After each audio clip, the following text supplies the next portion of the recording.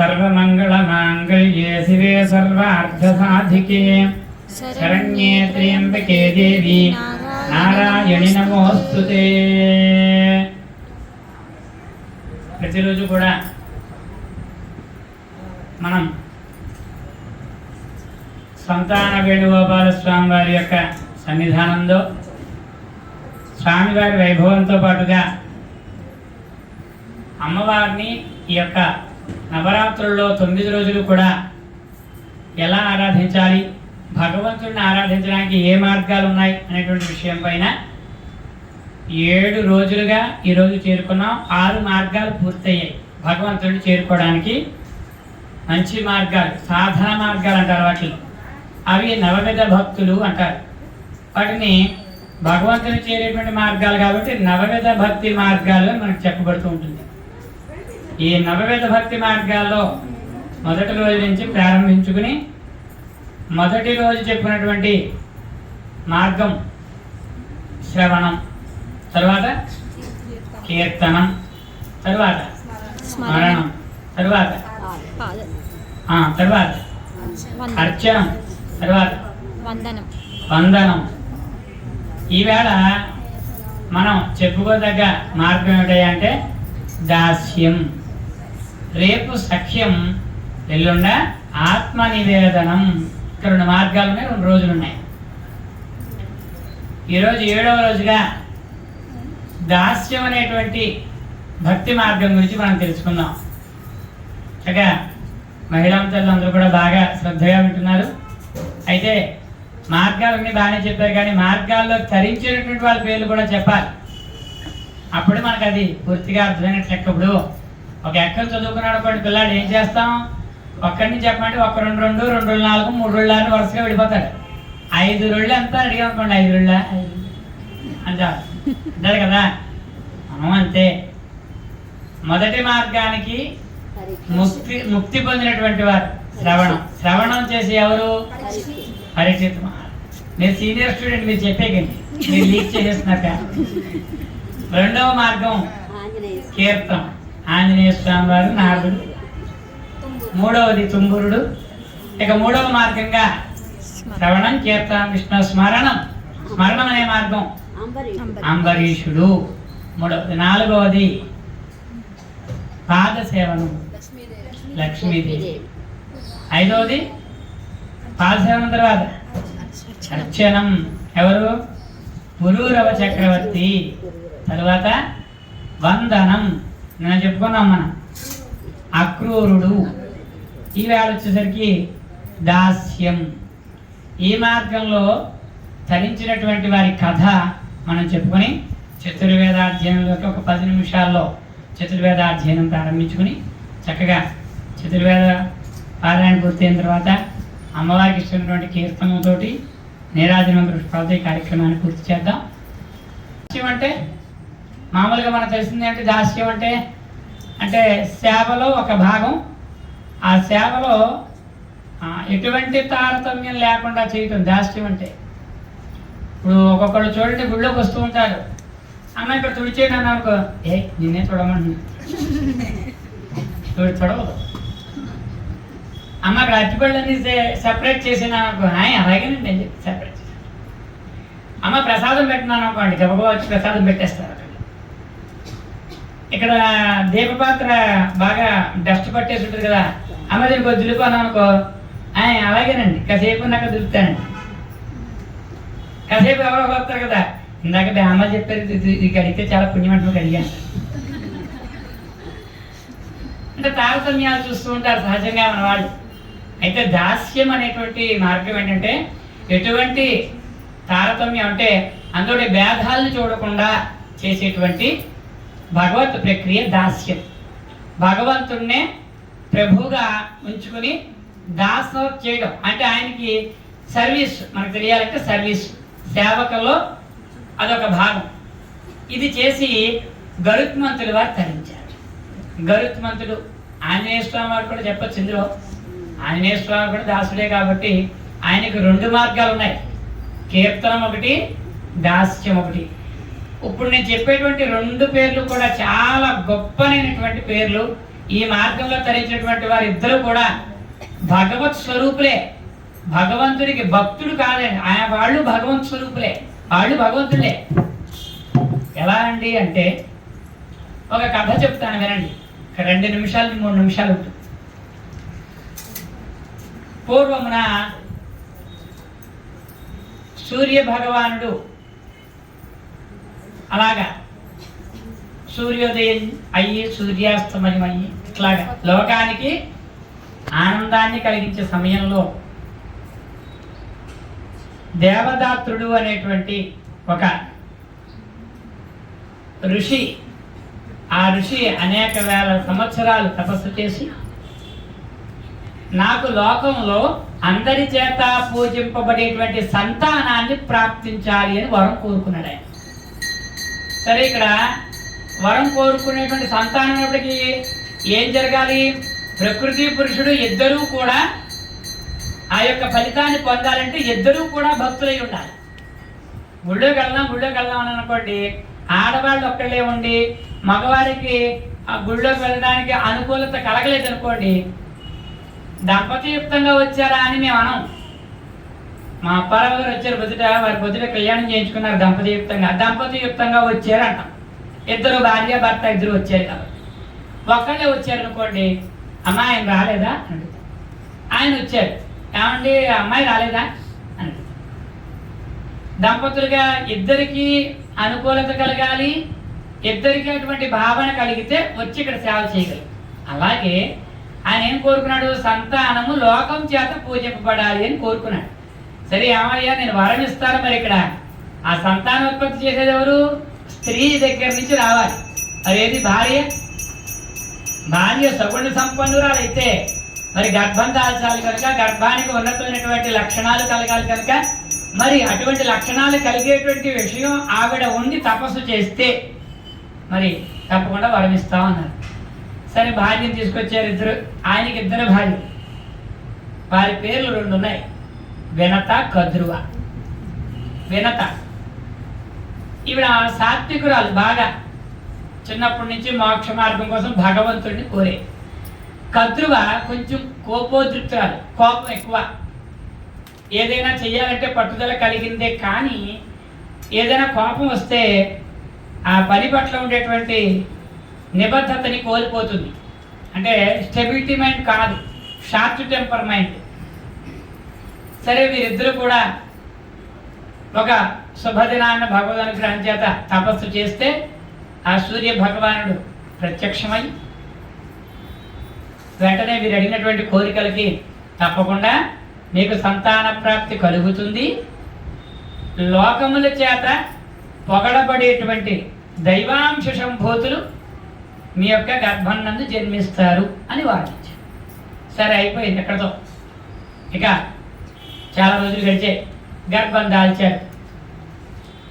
ఆ కద్రువ గర్భం నుంచి గుడ్లులాగా అండములు బయటపడ్డాయి, గుడ్లు.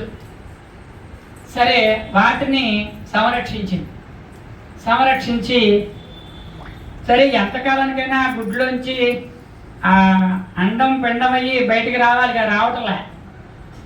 సరే, ఆవిడ ఏమడిగిందంటే, మరి నాకు వెంటనే ఈ గుడ్డులో ఉన్నటువంటి శిశువులు ఎలా ఉంటారో వాళ్ళని చూడాలని ఆకాంక్ష ఉందని మళ్ళా తపస్సు మొదలుపెట్టింది. తపస్సుకి భగవంతుడు ప్రత్యక్షమయ్యి, సరే ఈసారి బ్రహ్మని వరం కోరింది. ఎందుకంటే మరి ప్రాణం పోసేది ఆయన కదా, అందుకని ఈ గుడ్లలో ఉన్నటువంటి శిశువులు బయటికి రావట్లేదు, ఏమిటో చెప్పు మహాదేవ అని అడిగేప్పటికీ, సరే వాళ్ళు ఎప్పుడు కూడా అమావాస్యకి అందులోంచి బయటికి భ్రూణ రూపంగా వస్తారు, అంతవరకు నువ్వు వేచి ఉండు అని. సరే, అమావాస్య రానే వచ్చింది, వీళ్ళ భాగ్యోదయం చేత ఆ గుడ్డు పగిలింది. పెద్ద సర్పం వచ్చిందండి, చాలా పెద్ద సర్పం. ఇంకా ఆ సర్పాన్ని 2 కళ్ళతో మనం చూడలేము. అంతటి సర్పం గుడ్లోంచి వచ్చి అలాగ చూసి లిప్తకాలంలోనే, అంటే కన్ను రెప్పపడి 3 సార్లు పడేటప్పటికి అంత పెద్ద సర్పం వచ్చింది. భయపడిపోయింది. ఆ సర్పం వంచి, సర్పం సక మానవ రూపాన్ని ధరించి మాతృమూర్తికి అభివాదము, నా పేరు శేషుడు అంటారు, నీ గర్భవాసాన్ని జన్మించాను నేను, నీ భాగ్యోదయం చేత నేను లోక విదితమైనటువంటి విష్ణు శక్తి సంపన్నుడైనటువంటి శక్తి గల సర్పాన్ని నేను మీ గర్భాన్ని పట్టడం మీ అందరి యొక్క అదృష్టం అని చెప్పి అతని పరిచయం చేసుకుని ఆ యొక్క శేషుడు తల్లి దగ్గర సేవ చేసుకుంటున్నాడు. మళ్ళా ఇంకొక గుడ్డు పగిలి మళ్ళా సర్పం వచ్చింది. ఆ సర్పం నా పేరు కర్కోటకుడు అంటారు అని ఆయన అన్నారు. తర్వాత మళ్ళా ఇంకో గుడ్డు పగిలింది, నా పేరు తక్షకుడు అంటారు అన్నారు. అలా 8 గుడ్లు పగిలాయి. 8 గుడ్లే ఆవిడ నుంచి ఉత్పత్తి అయ్యాయి. 8 కూడా అష్టనాగులు అయ్యారు. సరే, వాళ్ళందరూ కూడా అక్కడ తిరుగుతున్నారు. అయితే సహజంగా మనం చూడండి, ఎవరైనా కొత్త వస్తువు తెచ్చుకున్నారనుకోండి, మనకు కూడా ఆకాంక్ష కలుగుతుంది. ఏదైనా ఒక ఉంగరమో లేకపోతే ఇంకోటి చేయించుకుని పక్కింటి వాళ్ళు మనం చూపించారనుకోండి, అది మనం చూసి సహజంగా మనం మగవాళ్ళతో మాట్లాడుతూ ఉంటాం, ఉంగరం బాగుంది కదండి, బాగుంది కదా అంటే 10 సార్లు. ఈ 10 సార్లు బాగుంది బాగుంది ఎందుకంటే ఆయన మనం కూడా కొనుక్కుందాంలే అంటాడేమో అని, ఆయన మనం కూడా కొనుక్కుందాం అంటే కొందాంలేండి అంటే ఒక ప్రణాళిక తయారు చేసుకుని రేపో ఎప్పుడో ఎల్లుండో ఒక 6 నెలలకో 3 నెలలకు మళ్ళీ కొనుక్కోవచ్చు అని. ఈ ప్రక్రియకు ముందు ఏం జరుగుతుందంటే, కొన్నది బాగుంది కదండి, బాగుంది కదండి. అలా ఇక్కడ కూడా ఒకరికి తారతమ్యం వచ్చింది. మరి ఇద్దరు కూడా గర్భం దాల్చారు, ఇద్దరు కూడా అండాలని పొద్దుంపజేసుకున్నారు. ఇక వినతకి 2 గుడ్లు వచ్చాయి. ఎంతకాలమైనా అవి పగలటం లేదు, అందులోంచి బిడ్డ బయటికి రాదు. తపస్సు చేసింది, అయినా అవి పగలలేదు, అలాగే ఉన్నాయి. ఈ పాములన్నీ చుట్టూ తిరుగుతున్నాయి గిరగడ గిరగడ. ఆవిడకి బాగా బాధ కలిగింది. బాధ కలిగి పాపం భక్తి తత్పరత కలిగిందే తప్ప ఈవిడలాగా వెంటనే దేవుడిని నిలదీసేంత శక్తి ఈవిడికి లేదు. పాపం మాటలు సౌమ్యంగా ఉండడం చేత ఒక ఉత్సుకత కలిగి, సరే ఆ గుడ్డిని మనం కొడితే ఎలా కొంచెం బయటకు వస్తుందేమో అని అవి కొంచెం కొట్టింది. వెంటనే అది పగిలి అందులోంచి దివ్య పురుషుడు బయటకు వచ్చాడు. కానీ అతను ఎక్కడ దాకానే తయారై ఉన్నాడు ఆ గుడ్డులో. ఈ కాళ్ళు కింద తయారైతే వచ్చేవాడే కదా. ఇప్పుడు ఉత్సుకతోటి అది పగల కొట్టడం చేత ఆ కాళ్ళు తయారవ్వాలి. కానీ దివ్యమైనటువంటి శక్తి సంపన్నుడు సాక్షాత్తు శ్రీమన్నారాయణమూర్తిలా ఉన్నాడు. ఆయన నామాలు, కిరీటము, శంఖము, చక్రము, చతుర్భుజాలతో ఉన్నాడు. ఆ గుడ్డులోంచి బయటికి రాలేక కూర్చుండిపోయాడు. కాళ్ళు లేవుగా, మరి రాలేక. అమ్మా, ఎందుచేత అంత తొందరపడ్డావు? బ్రహ్మదేవుడు నీకు వరం ఇచ్చిన తర్వాత ఆ కాలం ఏదైతే ఉందో ఆ కాలం అయ్యేదాకా ఉండకపోయావా? ఎందుచేత నీవు సహనాన్ని కోల్పోయావు? నువ్వు సహనం కోల్పోవడం చేత శక్తివంతమైనటువంటి నేను, నా శక్తి కాళ్ళ వరకే వచ్చింది, ఈ కింద కాళ్ళు తయారవ్వలేదు. నన్ను తీసుకెళ్ళాలి, ఎవరైనా ఏ పనైనా చేయగల, కానీ తీసుకెళ్ళి కూర్చోబెట్టాలి. మరి నన్ను ఏం చేయమంటావు అని బాధపడ్డాడు. సరే, పాపం ఆవిడ చాలా చింతించి సూర్య భగవానుడిని, బ్రహ్మని మళ్ళా ప్రార్థించింది. లోక కళ్యాణార్థం జన్మించినటువంటి నీ కుమారుడు నా ప్రేరణతోటే పుట్టాడు కనుక వారి కర్తవ్యం వేరే ఉంది. ఆ కర్తవ్య నిర్వహణకై జన్మించాడు. ఆ కాళ్ళు తయారవ్వకపోవడం అనేది కూడా నా సంకల్పమే. అంచేతను నువ్వేమి చింతించవద్దు. నా రథానికి సారథి కావాలి. ప్రస్తుతానికి దాన్ని నా శక్తితో నేనే నడుపుకుంటున్నాను. కానీ అక్కడ సారథి ఉంటే ఆ పని నాకు తగ్గుతుంది. కనుక నీ కుమారుడు నా యొక్క రథసారథిగా ఉంటాడు. లోకం అంతా కూడా ముందుగా నీ కుమారుణ్ణే చూడాలి, తరువాత నన్ను చూస్తారు. అంచేత మరి దానికి పేరు పెట్టాలి. నేనే పేరు పెడతాను. ఏం పేరు పెడదామని ఆలోచించి, సరే ఇక్కడి నుంచి ఊరువులు తయారవ్వలేదు కదా, కాళ్ళు ఇక్కడి నుంచి ఊరు భాగం అంటారు, ఇది తయారవ్వలేదు కదా, అవి లేవు. అంచేత ఈ ఎప్పుడైతే ఊరువులు లేవో అనూరు అక్కడ ఆ అనేటువంటి శబ్దాన్ని తగిలించి లేని వాటికి ఆ అని చెప్తారు. ఆ సత్యం అంటే సత్యం లేదు. నూరులు అంటారు ఇవన్నీ కూడా. ఈ నూరు లేదు, అనూరుడు అని పేరు పెట్టారు. సూర్యుడి యొక్క రథసారథి పేరు ఏమిటి? అనూరుడు. మర్చిపోకండి, ఎక్కడా ఉండదు ఇది. ఇది మళ్ళా పురాణాన్ని తిరిగేయాలంటే మీరు పద్మ పురాణాన్ని తిరిగేయాలి. పద్మ పురాణంలో ఉంది దీని గురించి. అనూరుడు అనేటువంటి వారు ఆవిర్భవించారు. ఆయన సూర్యుడు రథం మీద కూర్చున్నారు. వెళ్ళి వెంటనే అపాయింట్మెంట్స్ వెంటనే వచ్చేస్తాయి, దేవతలు కదా, శక్తి సంపన్నులు. సరే నేను వెళ్ళి కూర్చున్నాను. ఇంకొక గుడ్డు ఉంది అక్కడ. అసలు విషయం అంతా ఇక్కడే ఉంది.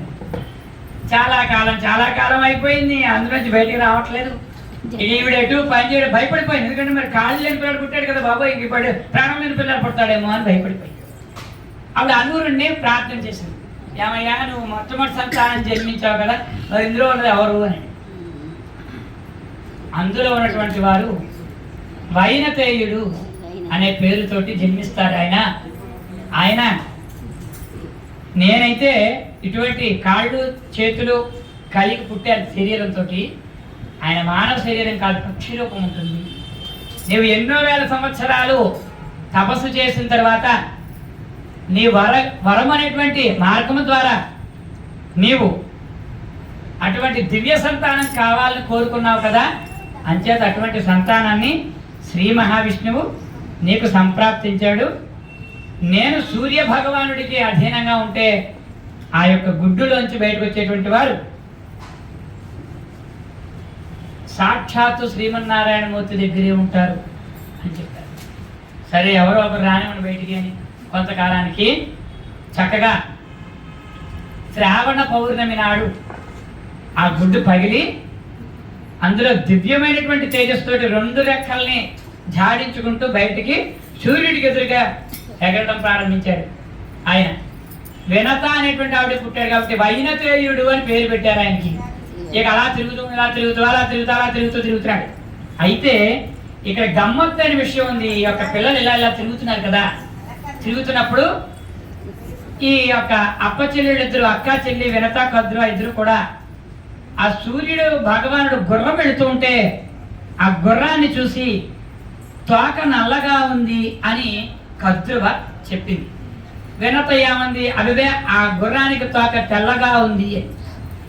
ఎవరైతే తెల్లగా ఉంది అనేటువంటి మాట అన్నారో, నల్లగా ఉంది అన్నారో, ఏదైతే రూఢి తెలిసిందో మన ఇద్దరిలో, అంటే ఆ గుర్రం తోక అది నల్ల గుర్రం కదా, ఆ నల్ల గుర్రానికి తెల్ల తోక ఉంది అని ఒక వాదన, తెల్ల గుర్రానికి నల్ల తోక ఉందని వాదన. సరే ఇద్దరు కూడా కాసేపు ఒక అండర్స్టాండింగ్ వచ్చారు. సరే మిగతావన్నీ వదిలేస్తే ఒకే తెల్ల గుర్రాన్ని మనం పందెం పెట్టుకుందాం, ఆ తెల్ల గుర్రానికి నల్ల తోక ఉంది అని కద్రువ అంది. లేదు తెల్ల తోకే ఉంది అని చెప్తాను. సరే అది నల్ల తోక ఉంటే నువ్వు నాకు దాస్యం చేయాలి, తెల్ల తోక ఉంటే నేను నీకు దాస్యం చేస్తాను అని. సరే అలాగే. సరే ఈ యొక్క సర్పాలు చాలా శక్తివంతమైనటువంటి శేషుడే కదా, రివ్వున ఆకాశంలోకి వెళ్ళి ఆ గుర్రం దగ్గరికి వెళ్ళి చూశాడు. తెల్ల గుర్రానికి తెల్ల తోకే ఉంది, నల్ల తోక లేదు. అప్పుడు కద్రువ దాస్యం చేయాలి వినతకి అని వెంటనే ఆయన ఒక ఆలోచన చేశాడు. ఈ సంతానం ఉన్నటువంటి పాములన్నీ వెళ్ళి ఆ గుర్రం తోక పట్టుకుంటే నల్లగా కనపడుతుంది అని చెప్పి కాలసర్పాలన్నీ వెళ్ళి ఆ తోకని పట్టుకున్నాయి. తిరుగుతోంది గుర్రం, కనపడుతోంది. దగ్గరకు వచ్చేలా వెళ్ళేటప్పటికీ తెల్ల గుర్రానికి నల్ల తోక కనిపించింది. వినత ఏమిటో చూడండి, అదేమిటి విచిత్రంగా నల్ల తోక ఉంది అనుకుని చాలా పశ్చాత్తాపడి, సరే నీ మాటే గెలిచినట్టు నేను నీకు దాస్యం చేస్తాను, దాస్యం చేస్తుంది. అలా కాలం గడిచింది. గరుత్మంతుడు తన రెక్కలపైన సర్పాలను వేసుకుని అక్కడ తిప్పుతున్నాడు, ఇక్కడ తిప్పుతున్నాడు. పిల్లలు ఆడించాలి కదా, మరి దాస్యం అంటే సర్వెంట్. ఈవిడేమో ఇంట్లో పని చేస్తుంది, పిల్లాడు బయట పని చేస్తున్నాడు. ఈ తల్లి కొడుకులు ఇద్దరు కూడా తిరుగుతున్నారు ఈ సర్పాల చుట్టూను.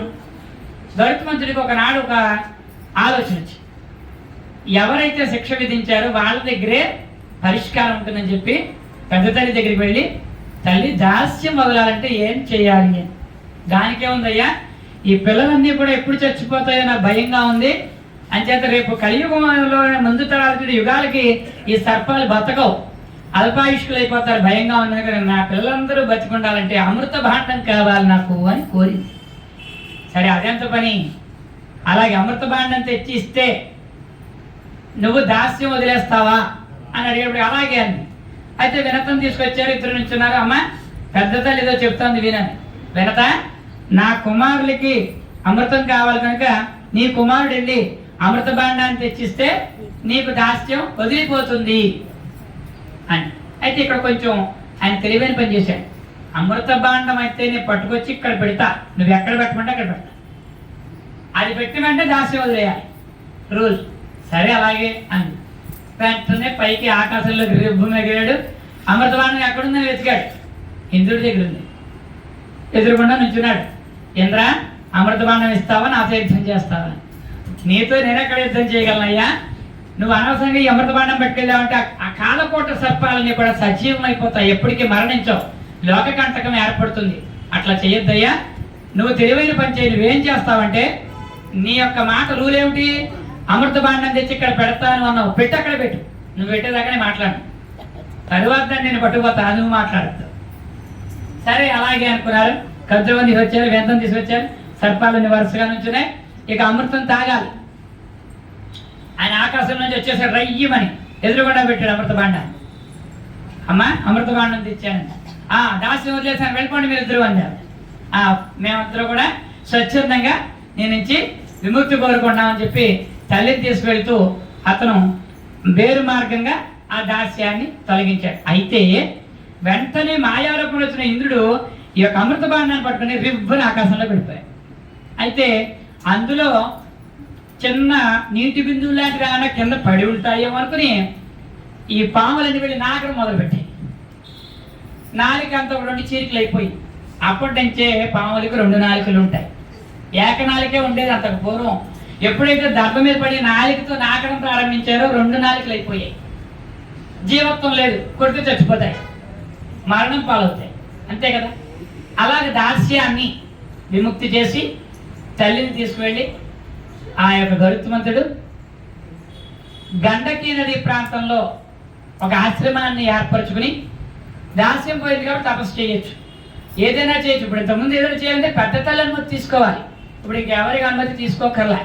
సాక్షాత్తు శ్రీమన్నారాయణ గురించి 195 కోట్ల సంవత్సరాలు తపస్సు చేశాడు గరుత్మంతుడు శ్రీహరిని చూడటానికై.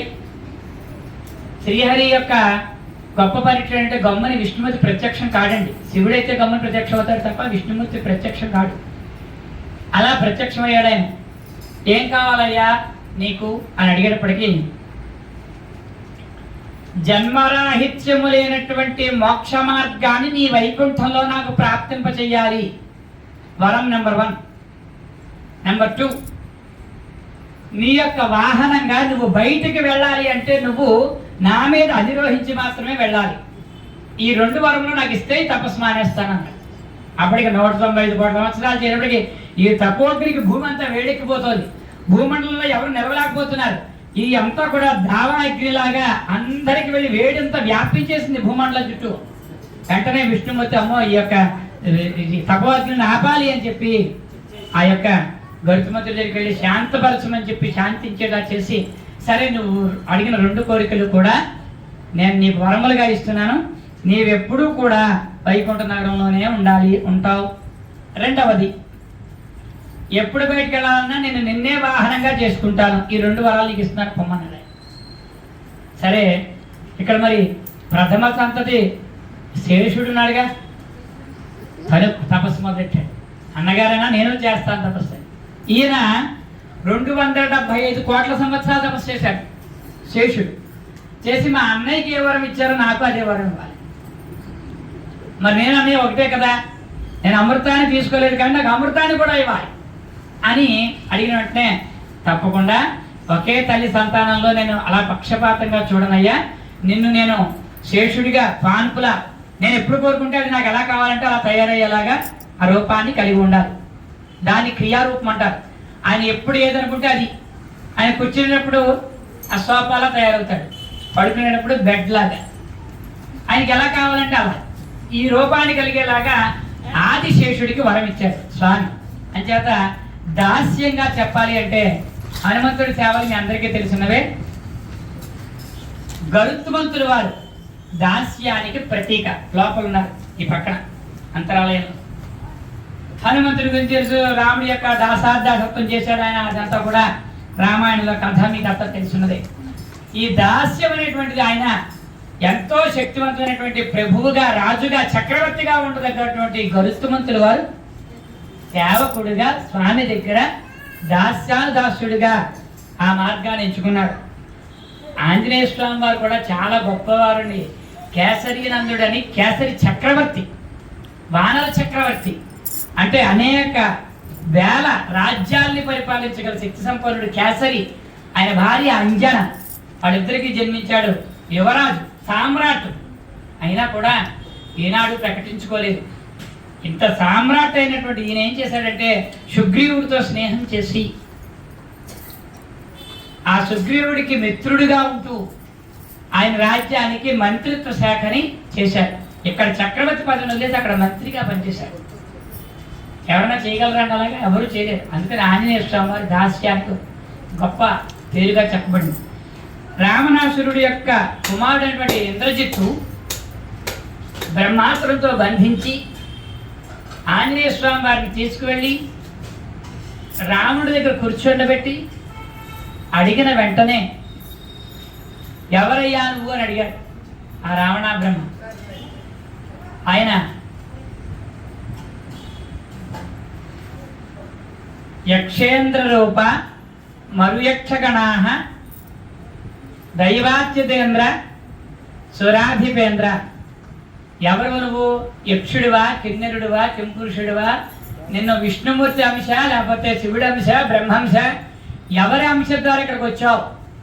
మామూలు వారు ఎవరు కూడా శతయోజన విస్తీర్ణటువంటి సముద్రాన్ని దాటి రాలేరు, నువ్వెవరు అయ్యా వచ్చావు అని అడిగేటప్పటికీ ఆయన ఏం చెప్పాడంటే, జయత్యతి బలో రామో లక్ష్మణశ్చ మహాబల.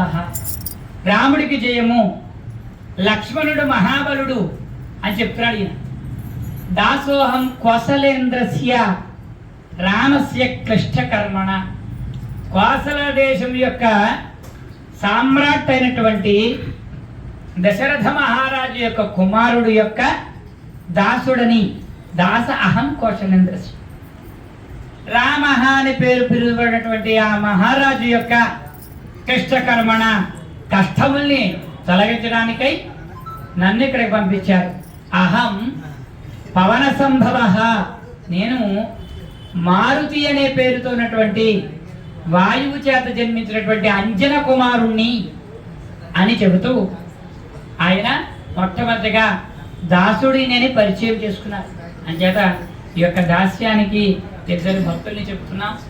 ఇలా చెప్పుకుంటూ వెళ్తే చాలా ప్రాణిత్యాసాలు ఉన్నాయి, కాలం తక్కువగా ఉంది కనుక దాస్యానికి ప్రతీకగా హనుమంతుడి వారు, గరుత్మంతుడి వారు ఈ యొక్క మార్గాలుగా చెప్పబడింది కనుక మనం అంతటి పని చేయలేకపోయినా శరణాగతి వేడాలి అని కోరుకుంటూ స్వామివారిని, అమ్మవారిని, చతుర్వేద దర్బార్ సేవ